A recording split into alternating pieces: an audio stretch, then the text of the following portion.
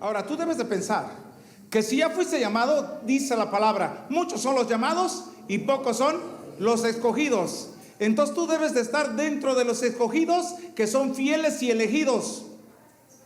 ¿Sí estamos ahí? Entonces esto tiene que ver con mi andar diario. Diga, aquí en la iglesia, en la casa y en la sociedad.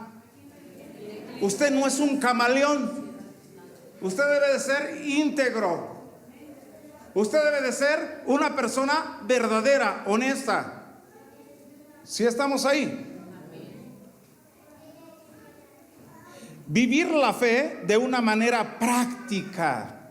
¿Qué debo de vivir? La fe. Si yo estoy diciendo que la palabra dice que Dios es verdad, debo de andar en verdad. Si Dios es luz, debo de andar en luz. Si estamos hablando de que Dios ama a los enemigos, debo de amar a los enemigos. Debo de tener la fe práctica. Debo de poner por obra lo que estoy creyendo. ¿Qué debo de hacer? Poner por obra lo que estoy creyendo. Y luego cuando dice, y la fe viene por el oír y oír la palabra de Dios, ¿qué debo de poner por obra? Todo lo que estoy escuchando de la palabra de Dios, lo debo de poner por obra. ¿Qué debo de hacer?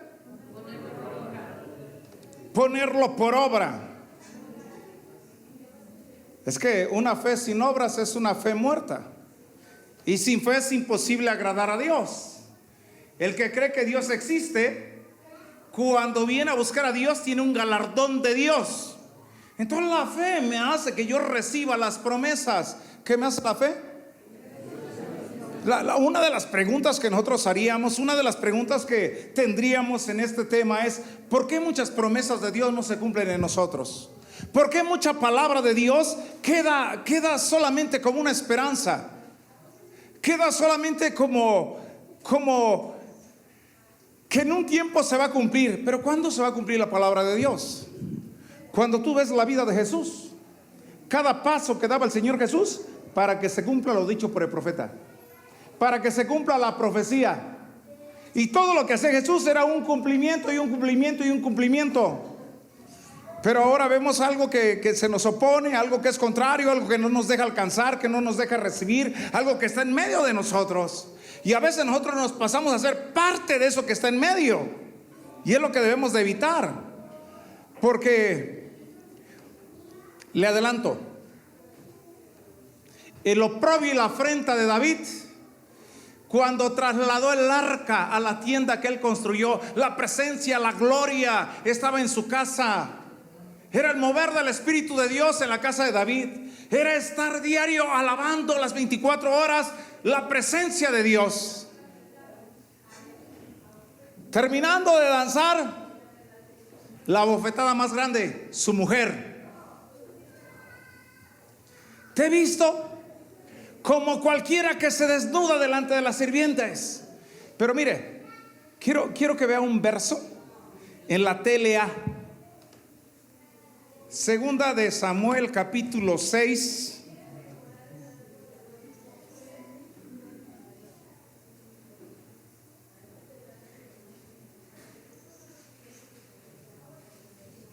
Segunda de Samuel, capítulo 6, verso 20. Vea cómo dice esta traducción. Volvió luego David para bendecir su casa. Venía de trasladar el arca a la tienda de David. Venía de bendecir a todo el pueblo. Todo el pueblo salió bendecido. Todavía les dio pan y cantaron el amor eterno a Dios.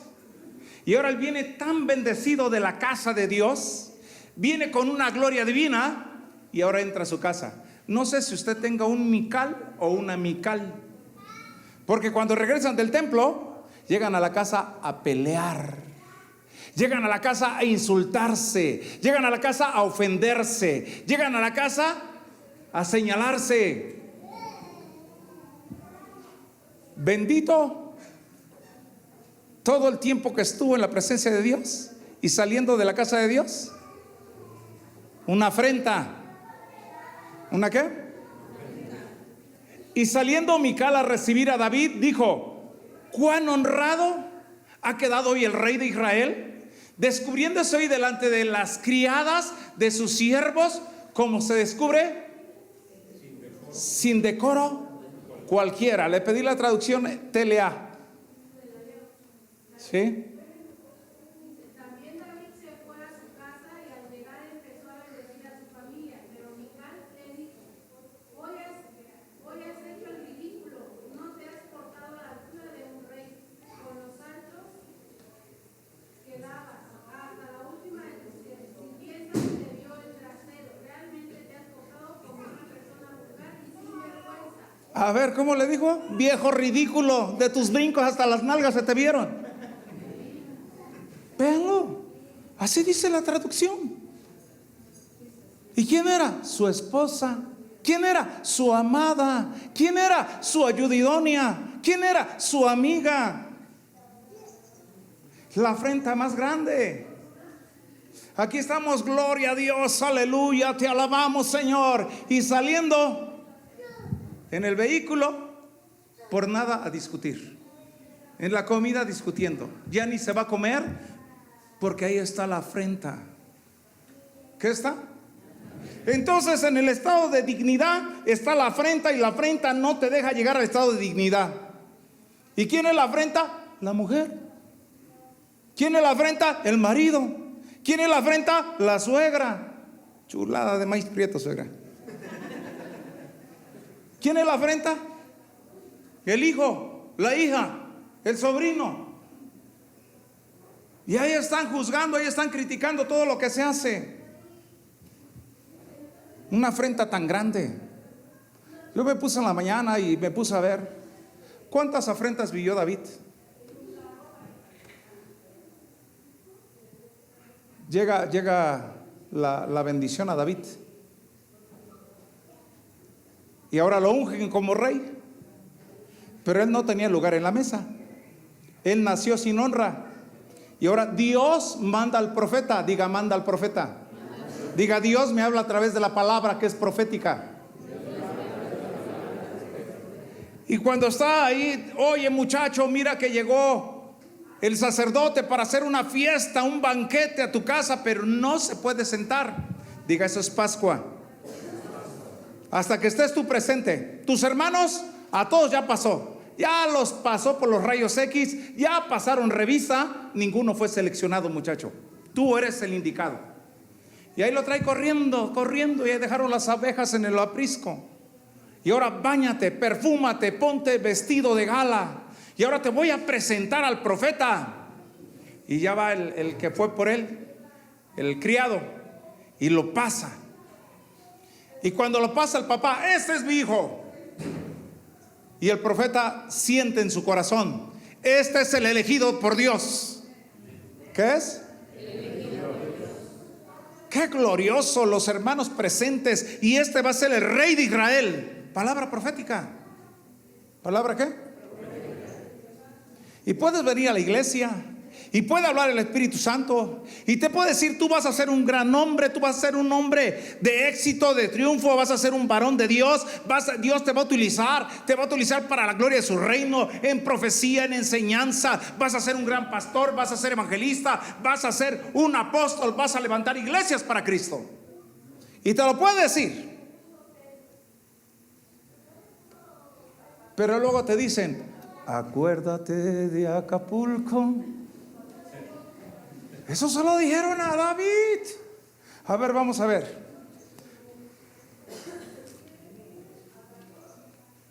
Segunda de Samuel. No, esa fue primera de Samuel. Primera de Samuel.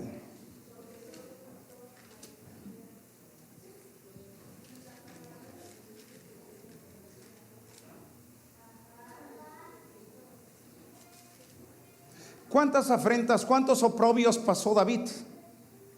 Me dijeron en la mañana, hay que enumerarlos. ¿Cuántos son los oprobios que vivió?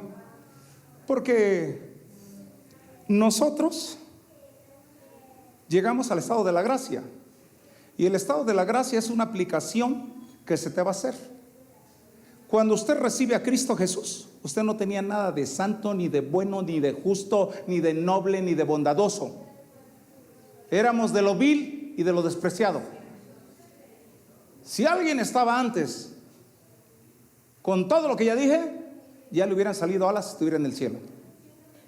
Pero cuando llegamos a Cristo Jesús, nosotros no éramos dignos del evangelio, no éramos dignos del reino. Por eso dice, alejados de la ciudadanía de Dios, ajenos a las promesas. Entonces la gracia de Jesús me hace que Jesús me dignifique y me pone digno delante de mi Dios y me hace entrar al reino de la gloria. Pero por eso estábamos leyendo que dice, pero ahora debes de andar como es digno de tu llamamiento. Así como te llamaron, así debes de estar. Por ejemplo, cuando tú llegaste a Cristo Jesús, te pusieron vestiduras blancas. Pero ahora vamos a hacer tu récord. Ya no dijiste ninguna grosería, ya no te enojaste, ya no te airaste, ya no sacaste juicio, ya no criticaste. Todo lo que has hecho es una mancha en tu vestido blanco. Y tu vestido debe ser blanco como te lo dio Jesús, y así lo debes de mantener. Por eso cuando está hablando en Apocalipsis dice, y la vestidura blanca son las obras justas de los santos. O sea, todo lo que yo debo de hacer en este reino. Claro que la salvación no es por obras, ya somos salvos por gracia, pero el vestido sí lo debes de cuidar. Por eso dice, sé santo como yo soy santo. Y el que es santo, santifíquese más. ¿Qué es eso de santifíquese más? ¿Aló? Cuando yo dejo el pecado y dejo 2, 3 pecados, ya me santifiqué. Y si sigo dejando más males que yo hago, me voy santificando. Entonces debo de ser más santo. ¿Qué debo de ser? Entonces dice, ¿quiénes son estos que han salido de la gran tribulación? Los que han lavado sus ropas en la sangre del Cordero, los que se han santificado. ¿Los que qué? Se han santificado. Estábamos en la parte de ver a David cuando está con sus hermanos. Esto llama la atención porque los problemas a veces que se viven en la casa los ocultamos, y de ahí viene una raíz de lo que se llama ocultismo. ¿Cómo se llama? Ocultismo.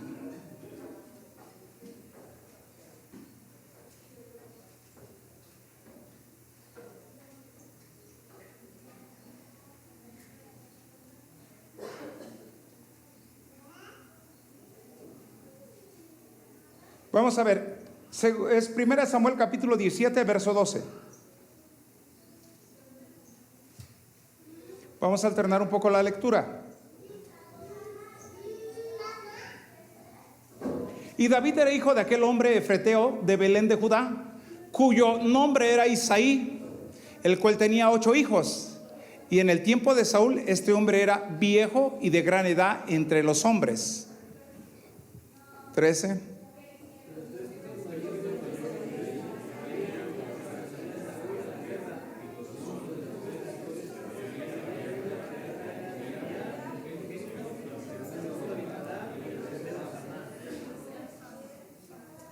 Y David era el menor. Siguieron pues los 3 mayores a Saúl. Iban detrás de Saúl. 15.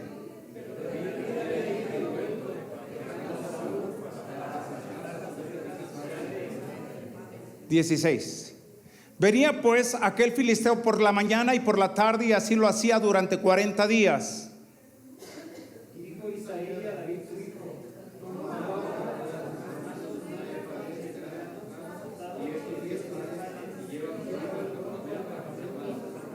Y estos 10 quesos de leche los llevarás al jefe de los 1000. Mira si tus hermanos están buenos y toma prenda de ellos.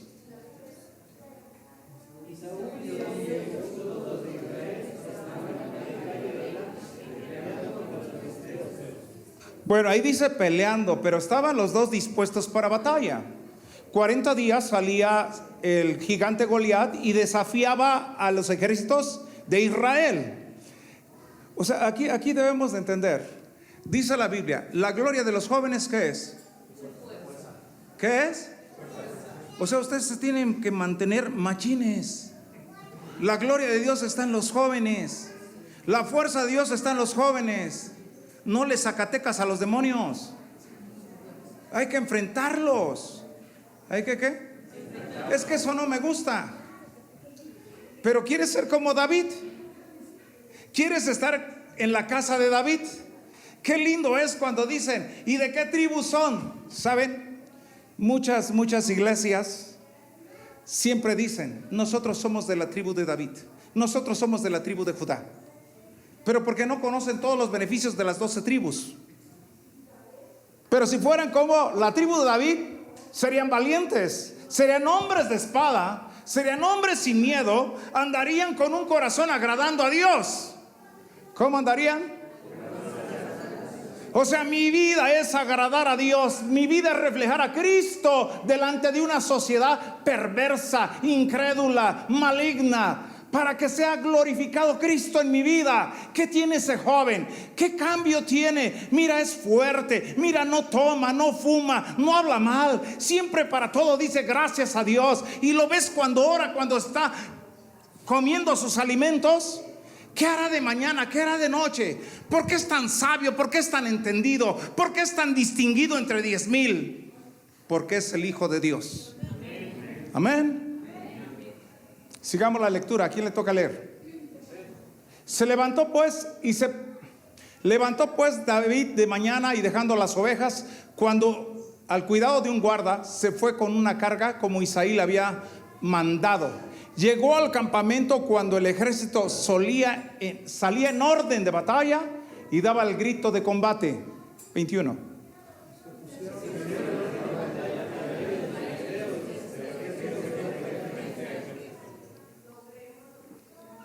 Entonces David dejó su carga en mano del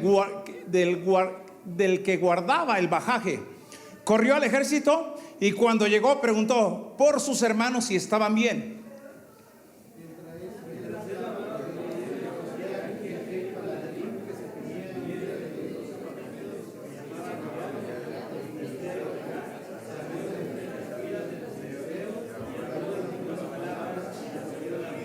Imagínense tener ese espíritu. Cuando vio que venía ese gigante que era imponente, su lanza, su jabalina, su cota, hombre de guerra, grandísimo, casi de 3 metros. Y veía él a todo el ejército, y veía a todos los escuadrones de Israel, y no encontraba a nadie que le hiciera frente. Decía, no hombre, si yo me chuto a león, a este también lo voy a hacer caer. ¿Hasta dónde estaba su confianza? ¿Hasta dónde sabía que Dios era con él?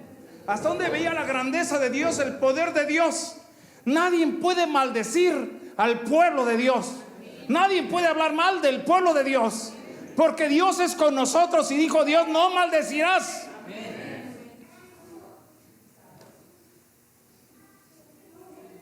Y todos los varones de Israel que veían a aquel hombre, ¿y qué? Los problemas, las enfermedades, las oposiciones, los problemas de trabajo, los problemas de la sociedad, todos esos son los gigantes. Y podemos ver que hay gigantes, como podemos ver a los 6 gigantes que se combatieron en el pueblo de Israel, y todos tienen que ver con una actividad. Uno es el que blasfema, y siempre está blasfemando, como cuando vas a trabajar. Ay, sí, ahí va el aleluya, cuidado con el aleluya. Había un hermano que cuando era mundano, venía un joven y le decía, señor Mondragón, le traigo aquí su cafecito. Déjelo ahí, maricón. Y un día estaba de malas el señor y le digo, aquí le traigo su cafecito, y lo recetó. Se cayó el muchacho, se limpió la sangre, se fue a su escritorio, y al otro día, aquí está su cafecito. Y se sintió terrible. Si ayer lo golpeé y todavía hoy viene y me da mi cafecito. Y después le dijeron, no vino fulano de tal a trabajar, por favor ustedes 2 son comisionados de llevar esto a su casa. Le mandaron un sobre y fueron y tocaron, y decía templo evangélico. Y cuando tocaron fulano de tal, sí, es el hijo del pastor. Y se caía de la vergüenza. ¿Y por qué me mandaron a mí? ¿Y por qué me mandaron darle este reconocimiento? Dice, me sentí el hombre más vil y el hombre más bajo. Porque ese era un hombre que temía a Dios, y yo le falté el respeto. No fui hombre con él, fui un traidor, fui un adversario.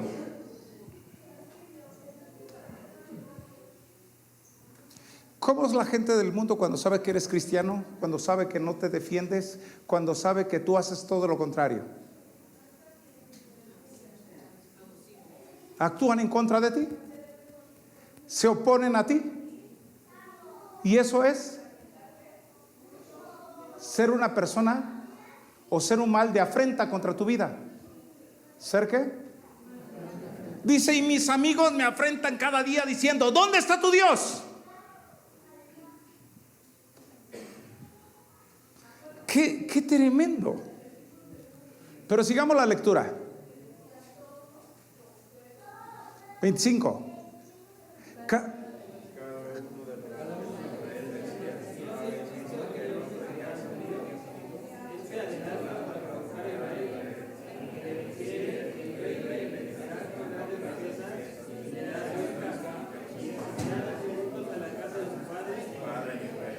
Bueno, ahora Dios, cuando tú vences un demonio, te bendice grandemente. ¿Qué te hace? Verso que sigue. Entonces habló David a los que estaban junto a él, diciendo, ¿qué harán al hombre que venciere a este filisteo?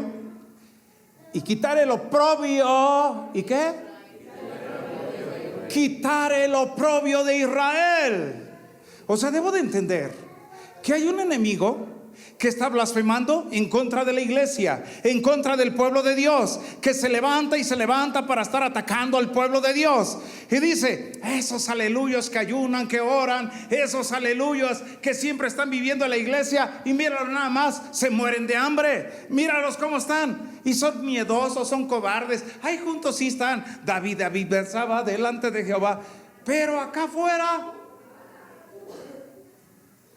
aló, es el oprobio que debemos de quitar. ¿Qué es? Nunca más seremos avergonzados. A ver, diga. No nos tienen que señalar, no nos tienen que juiciar, no nos tienen que humillar. Somos bienaventurados. ¿Qué somos? Somos bienaventurados. Dios no nos dio un espíritu de cobardía, nos dio un espíritu de poder, de autoridad y de dominio propio. Entonces debemos de manifestar ese espíritu de poder. ¿Qué debemos de manifestar? ¿Cómo quisiera así tener ese espíritu que Dios le puso a David? Ese espíritu de valentía. No estaba en el escuadrón, no estaba como militar, pero era un hombre valiente. Sabía y conocía el poder de Dios. Él se fiaba de Dios. Él estaba siempre esperando en Jehová. No era medroso, no lo asustaba. Imagínate, si no lo asusta un león, que es el devorador, problemas financieros, problemas económicos, deuda, ruina, todo eso él sabía combatirlo. Él no le tenía miedo al espíritu del diablo, porque dice que el diablo anda como león rugiente viendo a quién devorar. Y a veces oímos un ruidito en la casa y nos espantamos. Diga, debemos de ser valientes. Debemos de quitar el oprobio. Y dice, es que Dios va a quitar todo lo oprobio de Israel, todo lo oprobio del pueblo, lo va a quitar Dios. Todo eso que nos está 40 días blasfemando, 40 días humillándonos, 40 días despreciándonos, Dios va a quitar ese oprobio, porque Dios nos da un espíritu de poder y de autoridad. Amén. Amén. Veamos lo que dice el siguiente texto. Leamos la Biblia. ¿En qué texto nos quedamos? Vamos a leer el 27. ¿Cuál dijeron?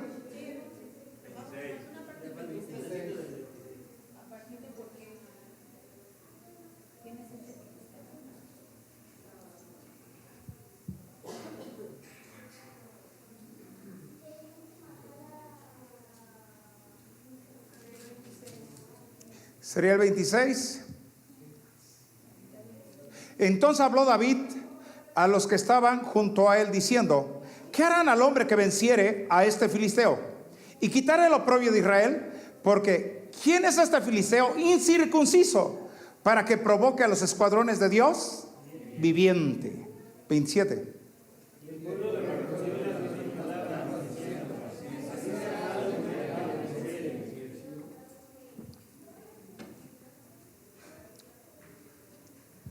oyó en él hablar Eliab, su hermano mayor, con aquellos hombres, se encendió en ira contra David. A ver, pregúnteme, ¿por qué? ¿Por qué el hermano mayor se va a enojar de lo que hace el hermano menor? Nada más por estar hablando con otros, digamos que eran de su escuadrón.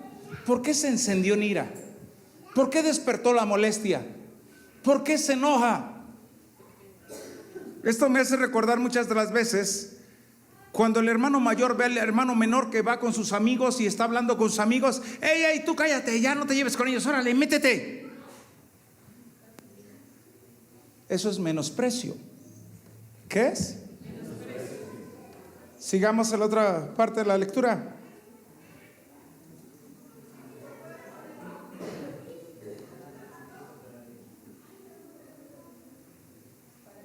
¿Para qué has descendido acá?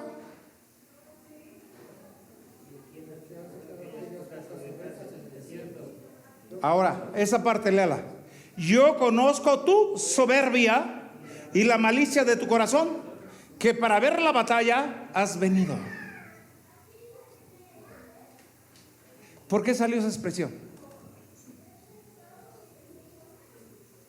Como queriendo decir, tú has venido a mofarte de que yo no me puedo enfrentar al filisteo.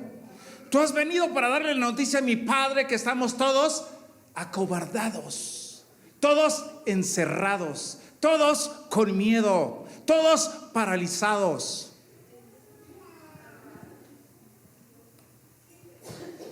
¿Y ahora qué hizo su hermano a David? Está David aquí, y aquí está su victoria ante Goliat, y aquí está su hermano. ¿Y qué le dijo a su hermano? Yo conozco tu soberbia, malicia de tu corazón. ¿Dónde está la afrenta? En la casa, en la familia. Pero es un espíritu que usa al hermano. Es un ente que está usando al hermano. Para hacerte, no puedes. Solo yo puedo. Tú todavía no puedes hacer eso. Tú no puedes alcanzarlo. Tú no puedes desarrollarlo. Minimizando. Pero es una afrenta. ¿Qué es? Y ahora está viviendo su afrenta David. Fíjese, qué triste. Te ungieron, te dieron una palabra profética. A ver, ponte de pie, Carlos. 3 profecías. Dios te ha llamado al pastorado. ¿Qué esperas para predicar la palabra? ¿Qué esperas para hablar de Dios? ¿Qué esperas para cumplir con tu ministerio? Y por otro lado, si ni estudias, si ni oras, si ni lees la Biblia, te acobardas siempre que van a la iglesia. ¿Dónde está lo oprobio? En el que no quiere que sea pastor. En el que se levanta diciendo las palabras en contra de él. Y ese es oprobio. Y ahora él, comiendo del oprobio, pues se hace más chiquito que de Gedeón. Hasta un ratón lo espanta. Necesita quitar el oprobio. Porque debo de llegar al éxito, debo de llegar al triunfo, debo de llegar al propósito de mi llamado. Amén. Siéntate, por favor. Tenemos que lograrlo, diga, tenemos que lograrlo. Es que a veces como que ya nos acostumbramos, ya estamos habituados a que nos digan, no estamos acostumbrados a que nos digan, yo ni caso le hago. A mí se me resbalan las cosas, yo tengo oído sordo. No es eso, porque el demonio no se le va a resbalar nada. Son actividades malignas espirituales. ¿Sí estamos ahí?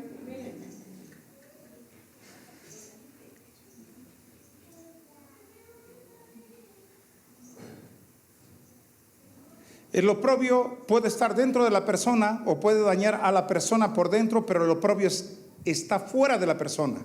Aquí debemos de vivir todo el efecto de la gracia, que es salvación, liberación, redención, y tenemos que estar entendidos de que el oprobio es algo que va hacia la persona, diga, va hacia la persona. Para que la persona no obedezca, para que la persona no haga lo bueno, para que la persona ¿qué? A ver, vamos a leer una parte de esto. Lucas capítulo 13 o verso 10, Lucas 13, verso 10 al 17. ¿Cuánta oposición?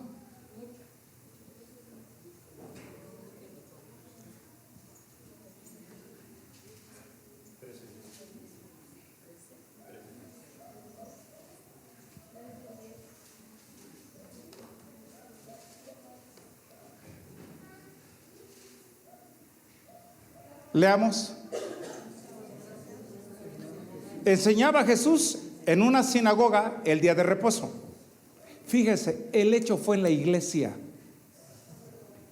Y había allí una mujer que desde hacía 18 años tenía espíritu de enfermedad y andaba encorvada y en ninguna manera se podía enderezar. Cuando Jesús la vio, la llamó y le dijo: mujer, eres libre de tu enfermedad. Y puso las manos sobre ella y ella se enderezó luego y glorificaba a Dios. Pero el principal de la sinagoga, enojado. ¿Cómo estaban? Dentro de la iglesia, enojados porque hubo una sanidad, enojados porque hubo un milagro.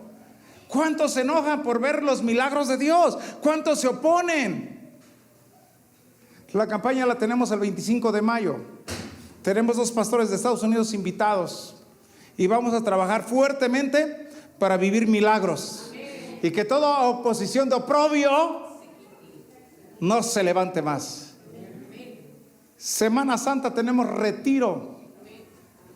Tenemos aquí un retiro, 3 días de ayuno y de oración. Los que trabajan y quieren venir, está abierto aquí porque va a haber enseñanza, va a haber ministración y vamos a buscar la gloria de Dios. Amén. Dijo a la gente: 6 días hay en que se debe de trabajar.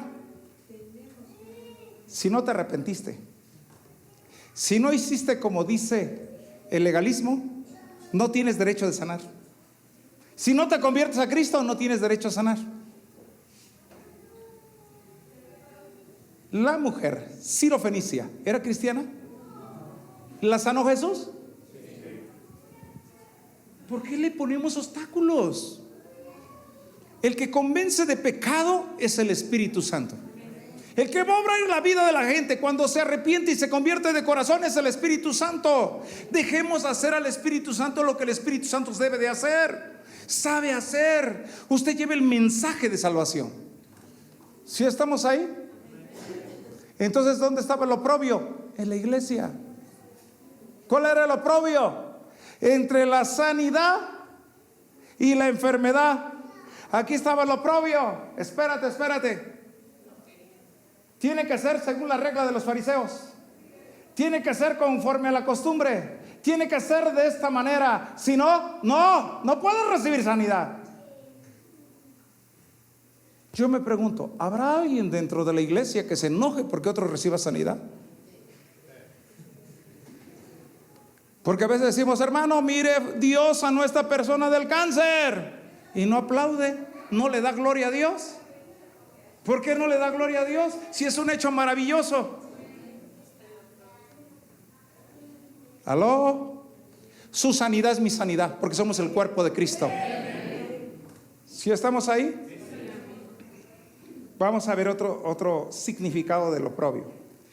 Fíjate, este me estaba llamando la atención porque se enojó, ¿verdad? Se enojó. Veamos porque lo vamos a unir con este que estamos leyendo, Génesis 27, verso 41 a 46. Fíjate, si no me entendiste lo que yo te estaba dando a explicar, ¿cuántos se enojan de que vengas a la iglesia?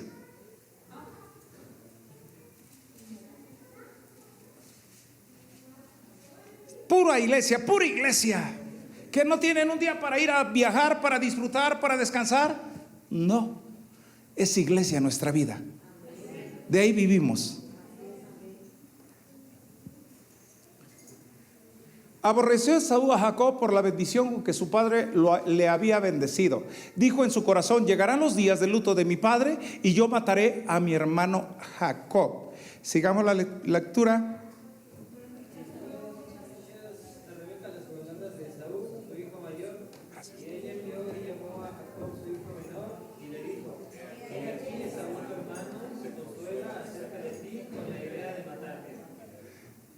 Ahora pues, hijo mío, obedece mi voz, levántate, huye a casa de Labán mi hermano en Harán.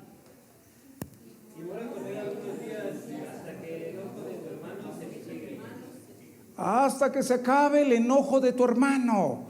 Pero otra traducción dice el rencor. ¿Qué dice otra traducción? ¿Habrá cristianos que guarden rencor en contra de otras personas? Porque aquí estamos hablando de dos hermanos que tenían rencor. ¿Qué nos dice la palabra de Dios acerca de esto? Eclesiastés capítulo 7 verso 9. Leamos 5 versos. Eclesiastés capítulo 7, el verso 9. No te apresures en tu espíritu a enojarte, porque el enojo reposa en el seno. ¡Aló! Qué tremendo, ahí me está hablando el Señor, ¿verdad? ¿Cuánto tardas enojado con tu mujer? ¿Cómo manifiesta los enojos con tu hijo? ¿Aló? No está el enojón aquí, ya se fue. Necios no hay aquí, solamente puro entendido y sabio. Gloria a Dios. Verso 10. Nunca digas cuál es la causa de los tiempos pasados. Fueron mejores que estos. ¿Aló? ¿Sí te está hablando el Señor? Porque nunca de esto preguntarás con sabiduría. Verso 11.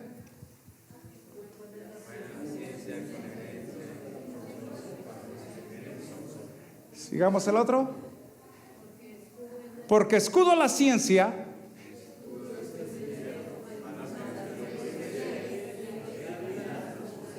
Es que la sabiduría en contra de la necedad. Dice, si tú te empeñas en ser enojado, en guardar enojo y estar acumulando enojo, entonces eres necio. ¿Y sabe qué está guardado para el necio? La vara, el castigo. ¿Aló? Vamos a leer otro pasaje en Salmo capítulo 37. Vamos a leer el verso 8.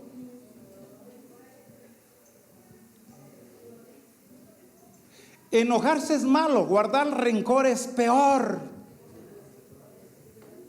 ¿Qué dice el Señor?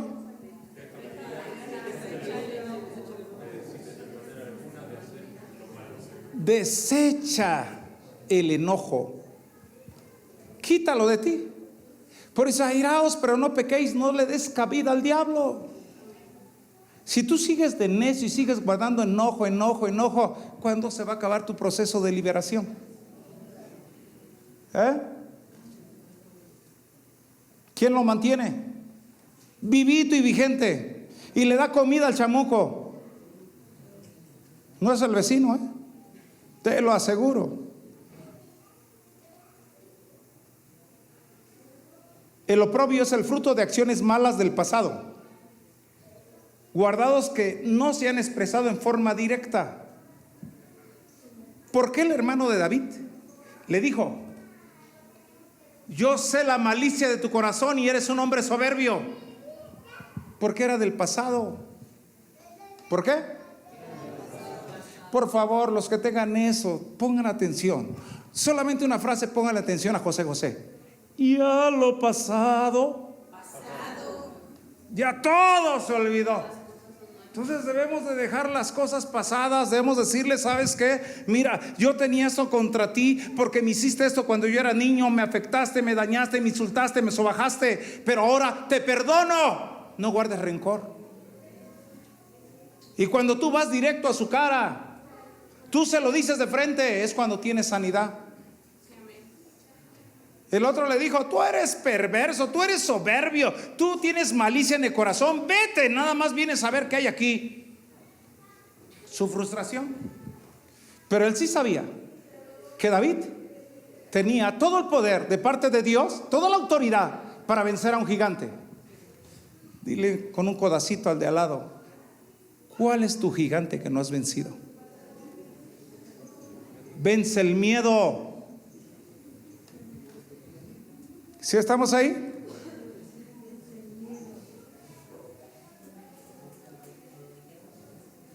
El oprobio te ata, te amarra los sentidos. El oprobio te hace creer que muchas cosas ya has sido perdonado, que ya eres libre. Eso es lo que hace el oprobio. Por eso la gente cuando dicen, oye, ¿sabes qué? Que este punto tienes que sanar esta situación. No, si eso ya pasó. No, si no olvides, hermano. No, ¿desde cuándo? No, hombre, ¿verdad, vieja? Que desde que llegamos al Señor ya todo fue libre. Entonces, ¿por qué no te hablas con tus hermanos? ¿Aló?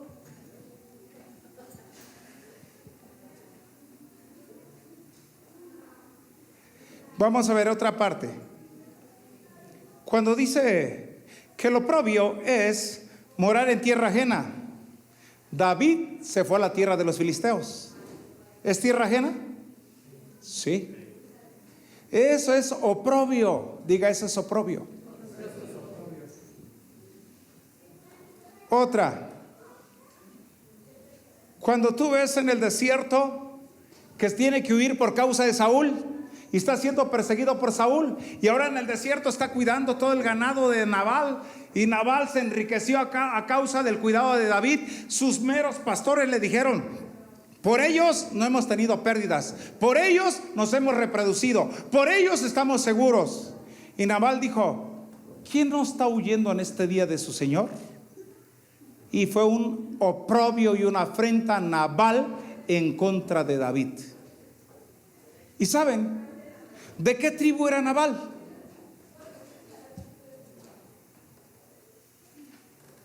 Cuando usted lee la Biblia y lee que Josué y Caleb fueron los dos hombres de fe para llegar a la tierra prometida, en los cuales Dios estableció su pacto de que les iba a dar la tierra por heredad.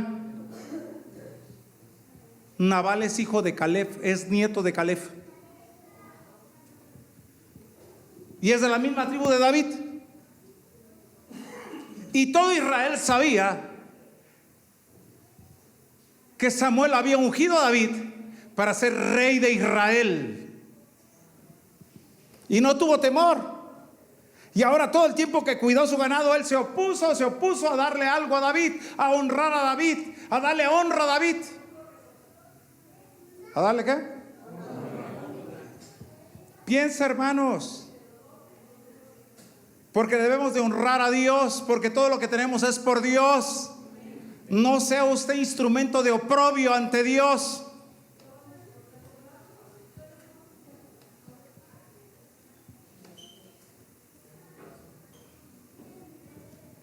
Como el oprobio de Israel.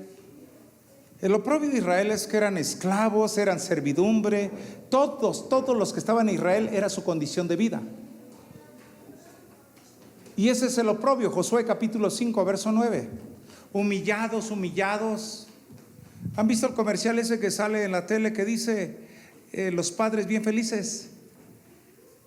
¿Y qué va a hacer el hijo?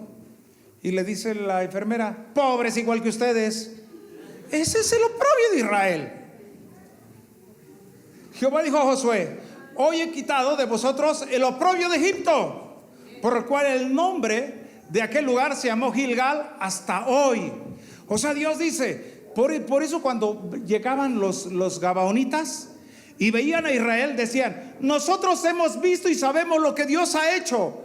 Lo que Dios hizo a Egipto, lo que Dios hizo a los dos reyes amorreos. Tienen un Dios grande, hemos visto su nube, son guiados de Dios, son guiados del Espíritu de Dios, son hijos de Dios. Dios está con ustedes. Decían: son valientes, son victoriosos, son triunfadores, porque si el pueblo es grande, porque su Dios es grande. Amén.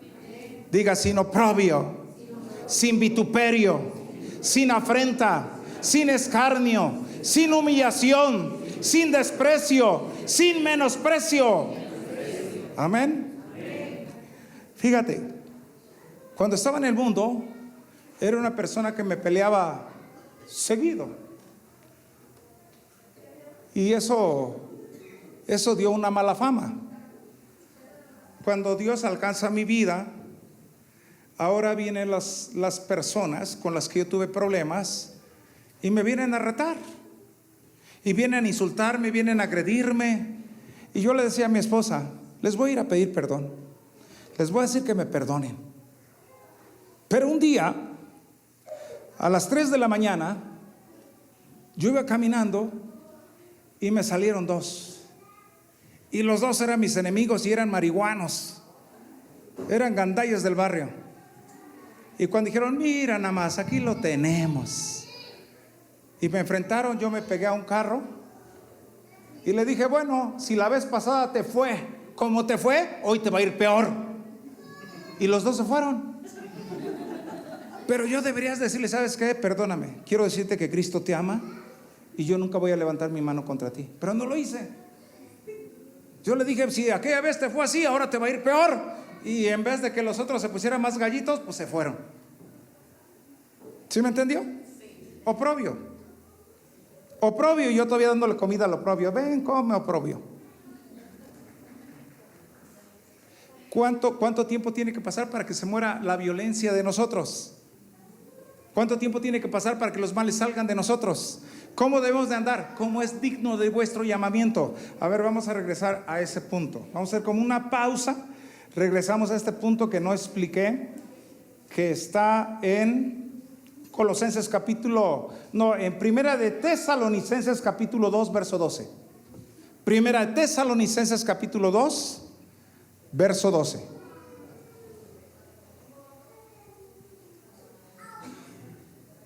Es que yo debo de entender como hijo de Dios que es oprobio, obstáculo, algo que está en contra, algo que no me deja alcanzar, que no me deja llegar, que no deja que yo cumpla con el objetivo. Pues habiendo antes padecido siendo ultrajado en Filipos, como sabéis, tuvimos de nuevo sí está bien, Primera Tesalonicenses. Como sabéis, tuvimos de nuevo en nuestro Dios para anunciaros el evangelio de Dios en medio de gran oposición. ¿En medio de qué? Entonces diga, oprobio es oposición. Pero dice, aun cuando tuvimos enfrente el espíritu de oprobio, el oprobio mismo, tuvimos de nuevo fuerza, carácter, personalidad. Tuvimos valentía, gallardía para poder hablar, para poder anunciar el evangelio de Cristo. Amén. Amén, amén. Diga, voy a quitar toda oposición, porque voy a llegar a la victoria. Voy a alcanzar la meta en Cristo Jesús. Porque debemos de entender que todo lo que Dios te da, el trigo, el vino, la provisión, lo que siembras, todo es para que tú lo disfrutes. ¿Por qué te lo quitan los demonios?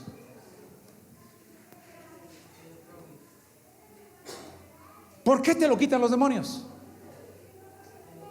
Ya tienes una buena utilidad, una buena cantidad, una buena ganancia, y viene un desperfecto, viene un choque, viene un asalto, viene un robo, viene una enfermedad, viene una situación que te hace, pero nosotros nos levantamos, pero bien a gusto. Es que donde hay lucha, más grande va a ser la victoria.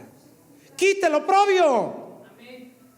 Y va a salir todo eso que te despoja, lo que tú tienes. Dios quiere que comas, Dios quiere que bebas. Todo lo que tú siembras, todo lo que tú cosechas, que sea para que lo disfrutes. Ya hiciste una tanda, ya tienes el colchonzote y ahora tienes que pagar algo que no tenías, un imprevisto. Quítelo, oprobio.